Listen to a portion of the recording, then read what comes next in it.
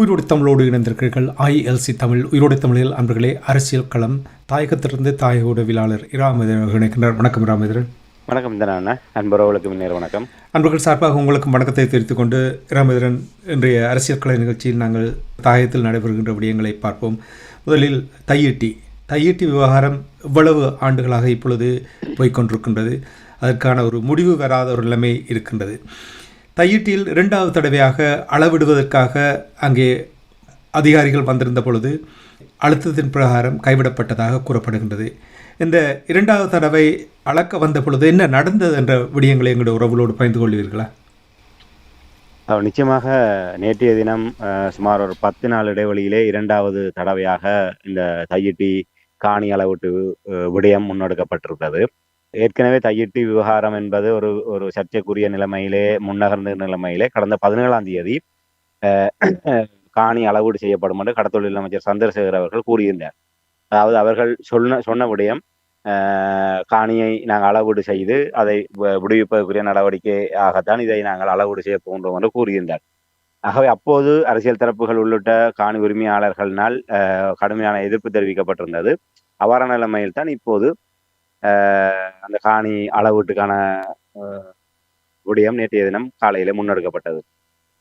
கடந்த 17ஆம் தேதி முதல் தடவையாக இவர்கள் வந்தபோது தையிட்டி விகாராதிபதியினால் அது தொடர்பாக போலீஸ் நிலையத்திலே முறைப்பாடு செய்யப்பட்டதை அடுத்து தான் அது கைவிடப்பட்டிருந்தது. இப்போது காணி உரிமையாளர்கள் கடுமையான எதிர்ப்பு தெரிவித்த நிலையிலே இது இப்போது இந்த முயற்சி கைவிடப்பட்டிருக்கின்றது. முதல் தடவையாக இந்த காணி அளவீடு செய்ய முற்பட்ட போது பரவலாக தமிழ் தேசிய பரப்பிலே சுட்டிக்காட்டப்பட்ட விடயம் என்னவென்று சொன்னால், இவர்கள் இந்த காணியை அளவீடு செய்வதற்காக தேதியை முன்கூட்டி அறிவித்தது என்பது தமிழ் தேசிய பரப்பில் இருக்கக்கூடிய கட்சிகள் இந்த தையிட்டு விவகாரத்தில் தொடர்ச்சியாக ஒரு எதிர்ப்பு போராட்டங்களை முன்னெடுத்து வருகின்ற ஒரு நிலைமை காணப்படுகின்றது, பாதிக்கப்பட்ட தரப்பினரை முனைத்து.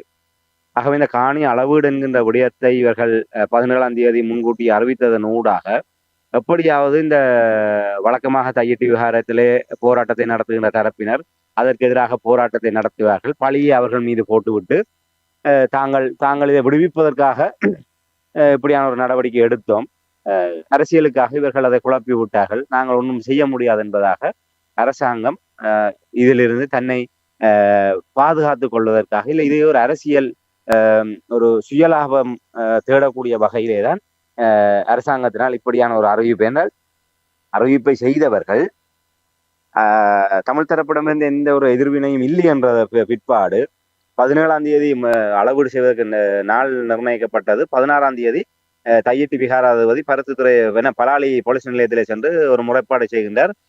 இங்கே அளவீடு செய்வது தொடர்பாக தகவல் எனக்கு இப்போதுதான் கிடைத்தது. இந்த அளவீடு தொடர்பாக சரியான ஒரு தகவல்கள் தனக்கு தெரிவிக்கப்படாத நிலைமையிலே இந்த அளவீடை உடனடியாக தடுத்து நிறுத்துமாறு அவர் போலீஸ் நிலையத்திலே சென்று ஒரு முறைப்பாடை கொடுத்தார். அந்த முறைப்பாட்டின் அடிப்படையிலே யாழ் மாவட்ட அரசாங்க அதிபர் உள்ளிட்டவர்கள் அங்கே சம்பவ இடத்துக்கு சென்று அவர்கள் போலீஸ் முறைப்பாட்டின் அடிப்படையிலே அவர்கள் அங்கே அளவீடு செய்யாமல் திரும்பி இருந்தார்கள். அதிலே பல்வேறு கேள்விகள் எழுப்பப்பட்டிருந்தது. அதாவது எத்தனையோ நாட்களுக்கு முன்னர் அமைச்சர் அறிவித்த விடயம் அந்த விகாராதிபதிக்கு தெரியாமல் இருந்ததா? இதெல்லாம் அவர்களே கூடி கதைத்து பேசி இதை எப்படி தடுப்பது, தமிழ் தரப்பு எதிர்க்கும் என்று பார்த்தார்கள், தமிழ் தரப்பு எதிர்க்கவில்லை. ஆகவே அளவீடு செய்து தாங்களாக இந்த விடயத்திலே ஏதாவது நெருக்கடிக்குள்ளாக வேண்டும் என்ற அடிப்படையிலே விகாராதிபதியை வைத்து ஒரு இறுதி நேரத்திலே போலீஸ் முறைப்பாடு என்ற ஒரு நாடகத்தை ஆடி அதை கைவிட்டார்கள். இப்போது கயந்திரமார் பொன்னம்பலம் தரப்பு தொடர்ச்சியாக இந்த விடயத்திலே இந்த அளவீடு விடயத்துக்கு ஒரு கடுமையான எதிர்ப்புகளை தெரிவித்து வந்தன. இப்படியான நிலைமையில்தான் நேற்றைய தினம் அரசாங்க அதிபரினால் கயந்திரமார் தரப்புக்கு தெரிவிக்கிறது, அதாவது நேற்று முன்தினம் அறிவிக்கப்பட்டிருந்தது. நேற்றைய தினம் காலையிலே காணி அளவீடு, அதாவது 28ஆம் தேதி காலையிலே 2வது தடவையாக காணி அளவீடு இடம்பெறும் என்று. அவை இந்த அளவீட்டு பணிகளுக்காக அங்கே அதிகாரிகள் சென்றபோது பாதிக்கப்பட்ட காணி உரிமையாளர்கள் அங்கே சென்றபோது அவர்கள் தடுத்து நிறுத்தப்பட்டிருக்கின்றார்கள். அந்த தையிட்டி விகாரைக்கு செல்வதற்கு குறிக்கப்பட்ட தொலைவுக்கு அங்காலே போலீஸ் வீதி தடைகளை ஏற்படுத்தி அவர்களை தடுத்து நிறுத்தியதாகவும், காணி தொடர்பான ஆவணங்களையும் இவர்களாம் காணி உரிமையாளர்கள் என்பதை உறுதிப்படுத்தக்கூடிய ஆவணங்களை பரிசோதித்ததற்கு பிற்பாடுதான் அங்கே உள்ளே அவர்களை அனுமதிக்க முடியும் என்பதாக போலீசார் அந்த வீதி தடையிலே வைத்து தடையை ஏற்படுத்தியதாகவும் அதற்கு காணி உரிமையாளர்கள் கடுமையான ஒரு ஆட்சேபத்தை தெரிவித்தனர். இத்தனை ஆண்டுகளாக அவர்கள் காணி உரிமையாளர்கள் அந்த இடத்துக்கு சென்று வருகின்றார்கள். அப்படிப்பட்ட ஒரு நிலைமையிலே அவர்களை அவ்வாறான ஆவண ரீதியாக பரிசோதனை செய்து உறுதிப்படுத்தித்தான் உள்ளே விடுகின்ற ஒரு நிலைமை என்பது அவர்களினால் ஏற்றுக்கொள்ளக்கூடிய ஒன்றாக இருக்கவில்லை. இதன் காரணமாக அங்கே ஒரு அமைதியின்மை ஏற்பட்டது. அதற்கு பின்னர் அந்த பகுதிக்குரிய கிராம உத்தியோகத்தர் அங்கே சம்பவ இடத்திலே பிரசன்னமாகி அவர் காணி உரிமையாளர்களை அடையாளப்படுத்தி அவர் தன்னுடைய பொறுப்பில் அவர்களை அழைத்து சென்றதாக அறியக்கூடியதாக இருக்கின்றது. இப்படிப்பட்ட நிலைமையில்தான் அங்கே அவர்கள் சென்றதுக்கு பிற்பாடு அந்த காணி உரிமையாளர்களினால் அந்த அதிகாரிகளிடம், அந்த காணி அளவீடு செய்வதற்கு வந்த அதிகாரிகளிடம் ஒரு நிபந்தனை முன்வைக்கப்பட்டது.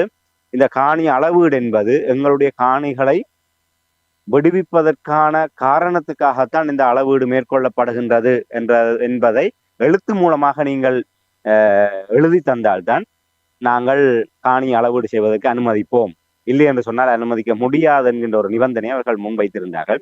இதையடுத்து அவர்கள் எழுத்து மூலம் தர முடியாது என்ற அதிகாரிகள் பின்வாங்கியதன் காரணமாக அவர்கள் முற்றுமுழுதாகவே அதை அளவீடு செய்வதற்கு தங்களுடைய கடுமையான எதிர்ப்பை தெரிவித்தை அடுத்து அந்த அளவீட்டு பணி இரண்டாவது தடவையாக கைவிடப்பட்டிருக்கின்றது.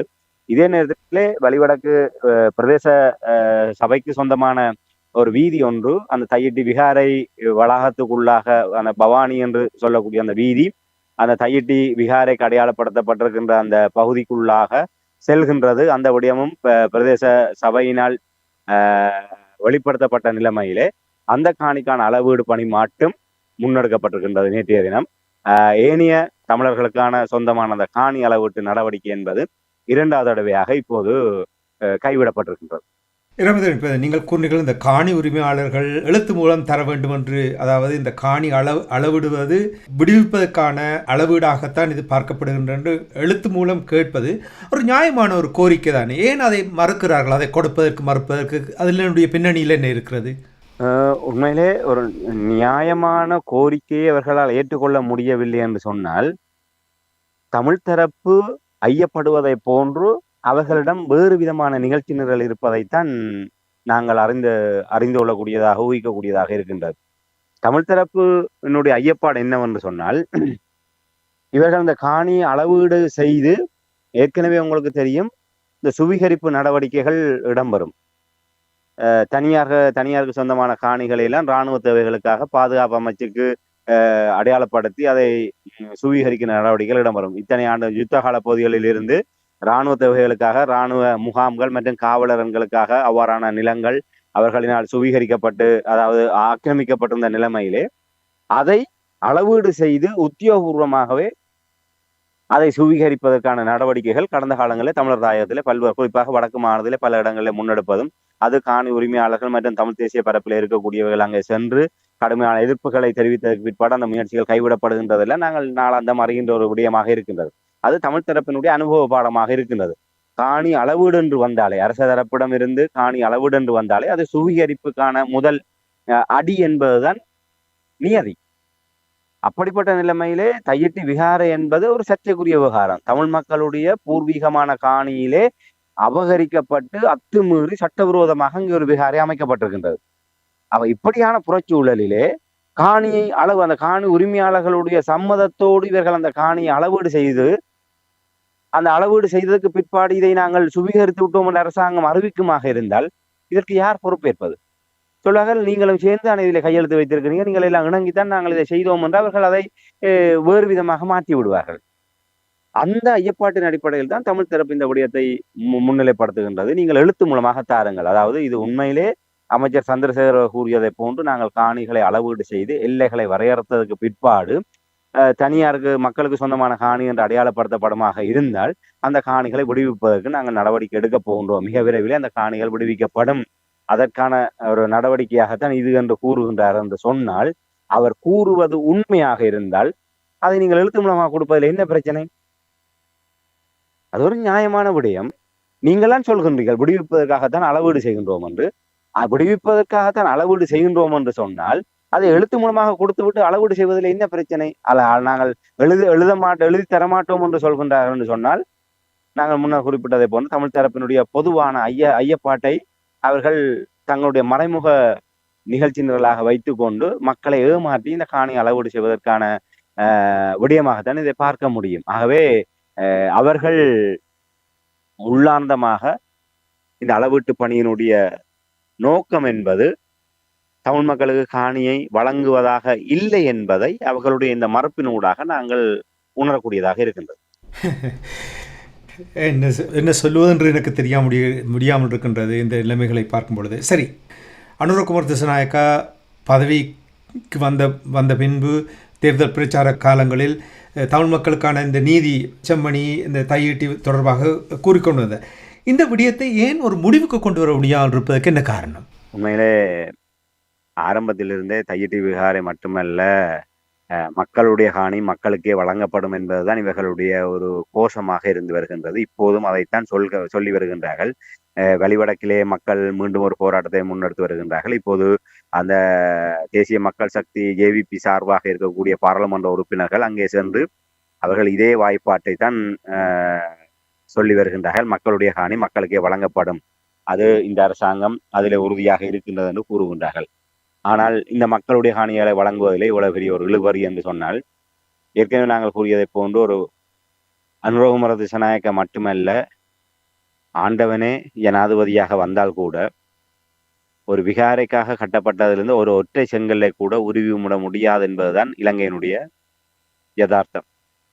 இதை மீறி எந்த ஒரு நீதியையும் தமிழ் மக்களுக்கு இவர்களால் தையட்டி விகாரத்திலே வழங்கிவிட முடியாது. அவர்கள் அதை தமிழ் தரப்பின் மீது பழியை போடுவதற்குத்தான் அவர்கள் காரணங்களை தேடிக்கொண்டிருக்கின்றார்கள். அதற்காகத்தான் 17ஆம் தேதிக்கு இந்த காணி அளவீடு என்கின்ற ஒரு விடயத்தை கொண்டு வந்திருக்கின்றார்கள். இதை தமிழ் தரப்பை எதிர்க்க வைத்து, தமிழ் தரப்பை எதிர்க்கின்ற காரணத்தினால் இதில் எதுவுமே செய்ய முடியாது உள்ளது என்கின்ற விடயத்தை காட்டுவதற்கு இவர்கள் முற்படுகின்றார்கள். அங்கே பௌத்த மகா சங்கங்களையோ இல்லை இந்த தையிட்டி விகாரை விடயம் என்பது ஒரு சட்டவிரோதமான விகாரை என்பதை அவர்களை ஏற்றுக்கொண்டிருக்கின்றார்கள். ஏற்றுக்கொண்டதுக்கு பிற்பாடு ஒரு சிங்கள குடிமக்கள் கூட இல்லாத ஒரு இடத்திலே இவ்வளவு பிரம்மாண்டமான விகாரை ஆக்கிரமிக்கப்பட்டு சட்டவிரோதமாக அமைக்கப்பட்டதுக்கு பிற்பாடு அதை அகற்றுவது என்பது நியாயமான ஒன்று. ஆனால் அதை இவர்கள் செய்தால் அரசியல் தற்கொலை செய்வதற்கு சமம். அதை இவர்கள் விரும்பவில்லை. ஆகவே அந்த பக்கம் எதுவுமே செய்ய முடியாது, இந்த பக்கம் தமிழ் மக்களுடைய கோரிக்கையை ஏற்க முடியாது. ஆகவே இதிலே தாங்கள் செய்கின்றோம் என்பதாக கூறி காலத்தை கடத்துவது, இடையிலே தமிழ் தரப்பை இதிலே போராடுவதற்கு ஏற்ற வகையிலான சூட்சுமங்களை கையாண்டு இதை தமிழ் தரப்பினுடைய தலையிலே பழியை போட்டுவிட்டு தாங்கள் இதிலிருந்து தப்பித்துக் கொள்வது என்பதுதான் அவர்களுடைய அணுகுமுறையாக இருக்கின்றது. உண்மையிலே இது அனுரகுமார திசாநாயக்க அரசாங்கம் இதில் நேர்மையாக செயல்படுவதாக இருந்தால், இன்று அந்த தையிட்டி விகாரைக்கான இடங்கள் ஆக்கிரமிக்கப்பட்டு அதை சுற்று வட்டாரத்தில் இருக்கக்கூடிய அத்தனை இடங்களும் வனாந்தரமாக்கப்பட்டு இன்று காணிகள் உண்மையிலே 90ஆம் ஆண்டு இடம்பெயர்கின்ற போது தையிட்டி பகுதி உள்ளிட்ட இடங்களிலே அந்த காணிகளை விட்டு அந்த மக்கள் இடம்பெயர்கின்ற போது அந்த இடங்கள் அந்த எல்லைகள் அவ்வாறு இருந்தவாறு இருந்தது. அத்திவாரம் போடப்பட்டு சுற்றுமதில்கள் கட்டப்பட்ட காணிகள் அவ்வாறே இருந்தது. இல்லை வேலிகள் மூலமாக தங்களுடைய எல்லையை வரையறுத்திருந்தால் அதுவும் அவ்வாறே இருந்தது. ஆனால் உயர் பாதுகாப்பு வலயம் என்ற பெயரிலே கடந்த 3 தசாப்தங்களாக அவை அனைத்துமே திட்டமிட்டு சின்ன பின்னமாக்கப்பட்ட எல்லைகளற்ற பெரும்பாலான பகுதிகள் எல்லைகளற்ற ஒரு பெரும் வனாந்தரமாக பெரும் பிரதேசமாக அது மாற்றப்பட்டிருந்தது. ஆக ஒரு பாலைவனத்திலே சென்று எங்கே தொடக்கம் எங்கே முடிவென்று தெரியாத ஒரு இடத்திலே ஒரு அடையாளம் இல்லாத ஒரு நிலைமையிலே உங்களுடைய காணியை நீங்கள் அடையாளப்படுத்துங்கள் என்று கேட்பது என்பது எவ்வளவு ஒரு மடமைத்தனம். ஒரு உண்மையிலே காணி என்று சொன்னால் காணிக்கான பழைய இல்லை என்ன, இதுல ஒரு தென்னை மரம் இருக்கின்றது, அந்த தென்னை மரத்திலிருந்து இந்த கிழக்கு பக்கமாக இது, மேற்கு பக்கமாக இது, வடக்கு பக்கமாக இதுதான் இல்லை என்கின்ற ஒரு வரையறை இருக்கும். ஃபுல்லாவே எல்லாமே அழித்து விட்டு எல்லைகளை நீங்களே எல்லாத்தையுமே இல்லாமல் செய்து விட்டு அதிலே உங்களுடைய இடத்தை காட்டுங்கள், நாங்கள் காணிகளை அளந்து வரைபடத்தை கீறப்போகின்றோம் என்று சொன்னால் அதிலே நியாயம் இல்லை. சரி, அதை விட இன்னொரு கொடுமை என்னவென்று சொன்னால், இந்த காணி உரிமையாளர்கள் இவர்களுடைய காணிதான் என்று அரசாங்கமே ஏற்றுக்கொண்டு அதன் காரணமாக தான் சட்டவிரோத விகாரை என்று சொல்கின்றார்கள். காணி உரிமையாளர்களிடம் நீங்கள் உங்களுடைய காணிக்கான ஆவணங்களை கொண்டு வாருங்கள், எல்லைகளை காட்டுங்கள் என்று கேட்கின்ற இந்த அரசாங்கம் அப்படியான ஆவணங்கள் எதுவுமே இல்லாது சட்டவிரோதமாக அந்த விகாரையை வைத்திருக்கின்ற தரப்பிடம் அதை கேட்க முடியாமல் இருக்கின்றது. அவர்களிடம் அதை கேட்டு விட்டாலே பிரச்சனை முடிந்து விட்டது. இத்தனை ஆண்டுகால விசாரணைகளிலும் இத்தனை ஆண்டுகால தொடர் நடவடிக்கையிலும் அது தமிழ் மக்களுக்கு தனியாருக்கு சொந்தமான காணிகளும் அதிலே உள்ளடக்கப்பட்டிருக்கின்றது என்று நிரூபணமான நிலைமையில் தான் அது சட்டவிரோத விகாரை அந்த பிரச்சனை என்பது ஏற்றுக்கொள்ளப்பட்டது. ஆகவே இது அடுத்த கட்டம் உண்மையாக இது ஒரு நேர்வழியிலே சொல்வார்கள் ஒன் சொட்ல இந்த பிரச்சனையை நீங்க சீர் செய்ய வேண்டுமாக இருந்தால் அந்த விகாரைக்குரிய தரப்பிடம் அந்த விகாரை இத்தனை ஏக்கரிலே கட்டப்பட்டிருக்கின்றனால் அந்த ஏக்கரை அதற்குரிய ஆவணங்களை தாருங்கள் என்று விகாரை தரப்பிடம் கேட்பதில் இந்த அரசாங்கத்துக்கு என்ன பிரச்சனை இருக்கின்றது? அதைத்தானே சரியான செய்ய முடியும்.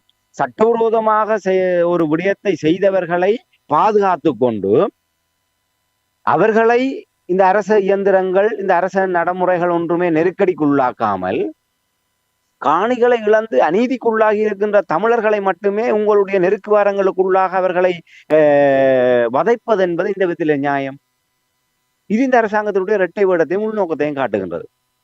அந்த சட்டவிரோதமாக விகாரை அமைத்திருக்கின்ற தரப்பினரிடம் அடிபணிந்து அவர்களுக்கு சேவகம் செய்கின்ற வகையில் தான் இந்த அரசாங்கம் இதை செயல்படுத்திக் கொண்டிருக்கிறது. இது கடத்தொழில் அமைச்சர் சந்திரசேகரன் அவராக இருக்கட்டும், இல்லை ஜனாதிபதி அன்றகுமார திசாநாயக்காவாக இருக்கட்டும், இல்லை தேசிய மக்கள் சக்தியினுடைய பாராளுமன்ற உறுப்பினர்களாக இருக்கக்கூடிய அந்த யாழ் மாவட்டத்தில் தெரிவு செய்யப்பட்ட மூவராக இருக்கட்டும், இதற்கு அவர்கள் பதிலளிக்க வேண்டும். ஏன் இதுவரை அந்த விகாரை தரப்பிடம் இருந்து நீங்கள் அந்த ஆவணங்களை பெறவில்லை? அதை நீங்கள் ஆவணங்களை கோரி இத்தனை நாட்களுக்குள்ளாக உங்க ஆவணங்களை கொண்டு வாருங்கள். சாதாரணமாக இலங்கையில் இருக்கின்ற ஒரு நடைமுறை, ஒரு பிரதேச சபையாக இருக்கட்டும், இல்லை நகர சபையாக இருக்கட்டும், இல்லை மாநகர சபையாக இருக்கட்டும், அதை எல்லைக்கு உட்பட்டு இருக்கின்ற அந்த பகுதிகளிலே இவ்வாறு சட்டவிரோதமாக ஒரு அங்குலமேனும் அடுத்த இன்னொருவருடைய எல்லைக்குள்ளாகவோ இல்லை அந்த நகர சபை இல்லை பிரதேச சபை மாநகர சபைக்கு சொந்தமான பொது இடத்திலோ ஒரு அங்குலமேனும் ஆக்கிரமித்த ஒரு கட்டுமானம் கட்டப்பட்டிருந்தால் அது சட்டவிரோதமானது என்பது உறுதிப்படுத்தப்பட்டால் ஒரு முன்னறிவித்தலோடு அவர்களுக்கான 14 நாள் முன்னறிவித்தலோடு அவர்களுக்கான அறிவித்தல் வழங்கப்படுகிறது. இதற்குள்ளாக நீங்கள் அந்த ஆக்கிரமிப்பை அகற்றுங்கள், இல்லை என்று சொன்னால் இது அகற்றப்படும் என்று உடனடியாக அந்த 14 நாளுக்குள்ளாக அவர்கள் செய்யாவிட்டால் உடனடியாக அந்த உள்ளூராட்சி மன்றமே அதை கையில் எடுத்து சட்டத்தின் படி அவர்களுக்கு அதிகாரத்தின் மூலமாக அதை அந்த ஆக்கிரமிப்பை அகற்றுகின்றார்கள். ஒரு சாதாரண ஒரு குடிமகனுடைய விடயத்திலே நீங்கள் இவ்வாறு செயல்படுகின்றீர்கள் என்று சொன்னால் இது வெளிப்படையாகவே தெரிகின்றது சட்டவிரோதமாக அங்கு ஆக்கிரமிக்கப்பட்டிருக்கின்றது. ஆகவே அந்த சட்டவிரோதமாக ஆக்கிரமிக்கப்பட்ட தரப்பை நீங்கள் சட்ட சவாலுக்கு உட்படுத்தி அதிலிருந்து ஆக்கிரமிக்கப்பட்ட காணிகளை பெற்றுக் கொடுப்பதற்கு நடவடிக்கை எடுப்பதற்கு பதிலாக நீங்கள் தமிழ் மக்களோடு இவர்கள் உரசி கொண்டிருப்பது என்பது இந்த பிரச்சனையை தீர்ப்பதற்கல்ல.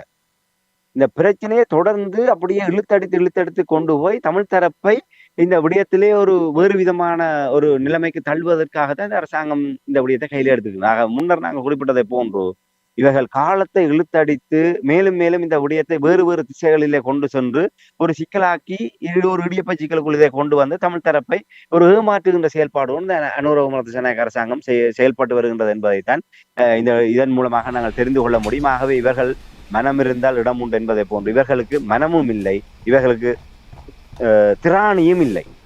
பௌத்த சிங்கள பேரினவாதத்தை மீறி நியாயத்தை வழங்குகின்ற திராணியற்ற ஒரு அரசாங்கமாக அன்றகுமார திசாநாயக்க அரசாங்கம் இருக்கின்ற காரணத்தினால் தையிட்டி விகாரை இவ்வாறு இவர்கள் வேறு வேறு புது புது வடிவங்களிலே இந்த இழுத்தடிப்புகளை செய்கின்ற ஒரு உபாயமாகத்தான் இதை நாங்கள் பார்க்கக்கூடியதாக. ஆக இவர்களிடமிருந்து நாங்கள் நீதியை துளியளவேனும் எதிர்பார்க்க முடியாது. அப்படி அன்றகுமார திசாநாயக்க அரசாங்கம் தையிட்டி விகாரத்திலே உண்மையாக நீதியாக செயல்படுவார்களாக இருந்தால் அந்த சட்டவிரோதமாக விகாரை அமைக்கப்பட்டிருக்கின்ற தரப்பிடம் இப்போது அதற்கான 14 நாள் காலக்கெடுவை கொடுத்து உடனடியாக உங்களுடைய ஆவணங்களை தாருங்கள், அதை நாங்கள் பரிசீலிக்க வேண்டும் என்று கோரி பெற்று அதன் அடிப்படையிலே தீர்வை எடுக்க முடியும் என்பதைத்தான் இந்த இடத்துல என்னால் சுட்டிக்காட்ட முடியும். நீங்கள் அடிக்கடி கூறுவது போல் ஆட்சிகள் மாறினாலும் காட்சிகள் மாறாது என்று சொல்வது போல் சந்தர்ப்பத்தை கொடுத்து பார்ப்போம் என்று சொல்லி அந்த சந்தர்ப்பத்தை கொடுத்த உடனேயே அந்த மாற்றத்தை கொண்டு வருகின்ற என்று பலர் திட்டி தீர்க்கிறார்கள். பொறுத்திருந்து பார்ப்போம் எவ்வாறு இந்த சந்தர்ப்பத்தை கொடுத்தவர்கள் எவ்வாறு பார்க்கிறார்கள். அவர்களை குறை சொல்ல முடியாது என்றால் எங்களிடம் ஒரு சரியான வழிகாட்டல் இல்லாத ஒரு விளைவாகத்தான் அவர்கள் அவ்வாறான ஒரு முடிவை எடுத்தார்கள்.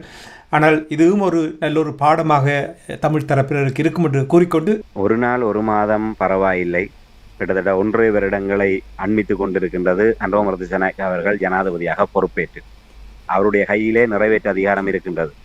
159 என்கின்ற மிக ஒரு அசூரத்தனமான பாராளுமன்ற பலத்தோடு இந்த அரசாங்கம் இருக்கின்றது. எதையுமே தவிடுபொடியாக்கி, தங்களுக்கு எதிராக வருகின்ற அத்தனை அரசியல் நெருக்கடிகளையும் தவிடுபொடியாக்கி தாங்கள் நினைத்ததை மட்டுமே நிறைவேற்றக்கூடிய அசுர பலத்தோடு இந்த ஜேவிபி அரசாங்கம் இருக்கின்றது. அப்படி இருந்தும் 1.5 ஆண்டுகளாகியும் இந்த விடயத்துக்கு தீர்வு காண முடியவில்லையாக இருந்தால் இன்னுமா இவர்களை முட்டுக் கொடுப்பவர்கள் நம்பிக்கொண்டிருக்கின்றார்கள்? இனிமேலாவது சிந்திக்க வேண்டும் என்றால், நாங்கள் இப்போதாவது சிந்தனை தெளிவோடு இந்த விடயங்களை அணுகவில்லையாக இருந்தால் இந்த விடயங்களையெல்லாம் நிகழ்கால பிரச்சனைகளாக வைத்துக்கொண்டு அடுத்து வருகின்ற தேர்தல்களிலும் நாங்கள் அந்த நம்பிக்கையோடு பயணிப்போமாக இருந்தால் தமிழ் மக்களுடைய ஒப்புதலோடு தான் நாங்கள் வெற்றி பெற்றிருக்கின்றோமாகவே இந்த பிரச்சனைகளுக்கெல்லாம் தீர்வு காண வேண்டிய அவசியம் இல்லை என்பதாக கடந்து செல்லக்கூடிய ஒரு முன்மாதிரியை நாங்களே எடுத்துக் கொடுப்பதாக இருக்கும். ஆகவே இப்போதும் இந்த அன்ரோமரதசேனக அரசாங்கத்தின் மீது நம்பிக்கை வைத்திருக்கின்ற தமிழர்கள், உங்களுக்கு சிந்திக்கக்கூடிய ஆற்றல் இருக்குமாக இருந்தால் சிந்தனை தெளிவோடு இந்த கடந்த 1.5 வருடத்திலே நடைபெறுகின்ற விடயங்களை, தமிழர் தாயகத்திலே தமிழர்களுக்கு இழைக்கப்படுகின்ற இந்த அநீதிகளை நீங்கள் ஒரு தடவை சிந்தித்து பார்க்க வேண்டும் என்கின்ற ஒரு தயவான கோரிக்கையோடு நாங்கள் இன்றைய நிகழ்ச்சியை நிறைவு கொண்டு வரலாம். நன்றி ராமேந்திரன். அரசியல் கலை நிகழ்ச்சியில் இன்று தையிட்டி விவகாரம் தொடர்பான விடயங்களை உயிரோடை தமிழ் உறவுகளோடு பயந்து கொண்டமைக்காக அன்பர்கள் சார்பாக நன்றி கூறிக்கொண்டு மீண்டும் என்பது நிகழ்ச்சியில் இருந்திருப்போம். அதுவரைக்கு நன்றி, வணக்கம். எமது பார்வையாளர்களுக்கு வணக்கம். மக்களின் குரலாய் ஓங்கி ஒலிக்கும் இலக்கு மின்னிதழ் மற்றும் உயிரோடை தமிழ் வானொலி ஆகிய இவ்விரு ஊடகங்களும் உங்களைப் போன்ற எமது நேயர்கள் நண்பர்களின் ஆதரவிலேயே இயங்கி வருகின்றன. மிக குறைந்த வளங்களுடன் பல இடர்கள் மற்றும் தடைகளை தாண்டி பயணிக்கும் எமது ஊடகங்களின் பணிகள் மேலும் வளர உங்களால் முடிந்த நிதியுதவியை வழங்கி இன்னும் காத்திரமான செயற்பாடுகளை முன்னெடுக்க உதவுமாறு மிகவும் பணிவன்புடன் வேண்டி நிற்கின்றோம். உங்கள் பங்களிப்பு உங்களின் உரிமை குரலாய் ஓங்கி ஒலிக்கும். நன்றி.